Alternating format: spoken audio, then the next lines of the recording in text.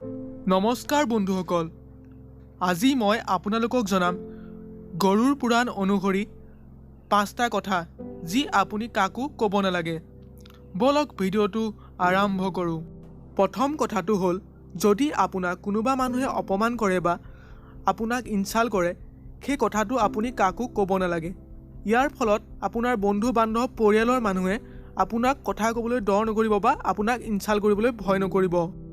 2 number কথাটো হ'ল, যদি আপোনাৰ ক'ৰবাত আকস্মিক ধন লাভ হয় বা ক'ৰবাত আপোনাৰ বিজনেছত প্ৰফিট হয় বা আপুনি লটাৰী টিকেট লাভ কৰিলে, এই কথাটো কাকো শ্বেয়াৰ কৰিব নালাগে। যদি কাৰোবাৰ লগত আপুনি এই কথাবিলাক শ্বেয়াৰ কৰে, তেতিয়াহ'লে আপোনাৰ ভাল বন্ধুতকৈ স্বাৰ্থপৰ বন্ধুৰ সংখ্যাহে বৃদ্ধি হয়। সেইবাবে গৰুড় পুৰাণত কৈছে যে এইবিলাক কথা কাকো ক'ব নালাগে।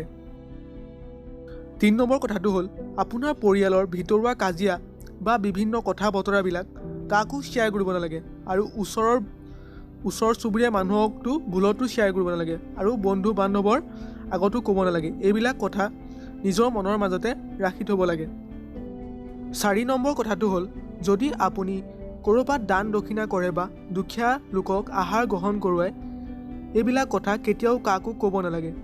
ইয়াৰ ফলত আপোনাৰ কৰা পুণ্যৰ ফল কমি যায়। সেইবাবে এইটো কথা কাকো ক'ব নালাগে বুলি লিখি থোৱা আছে গৰুড় পুৰাণত।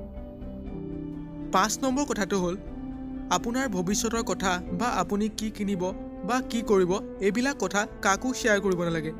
যদি আপুনি শ্বেয়াৰ কৰে আৰু সেই কামটোত যদি আপুনি সফল নহয়, তেতিয়াহ'লে আপুনি ভৱিষ্যতে বেলেগৰ পৰা কথা শুনিব বা ইনচাল্ট শুনিবলগীয়া হ'ব পাৰে। সেইবাবে ভৱিষ্যতৰ প্লেনিঙৰ কথা কাকো ক'ব নালাগে।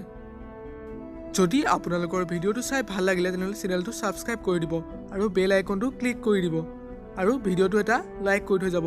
ধন্যবাদ।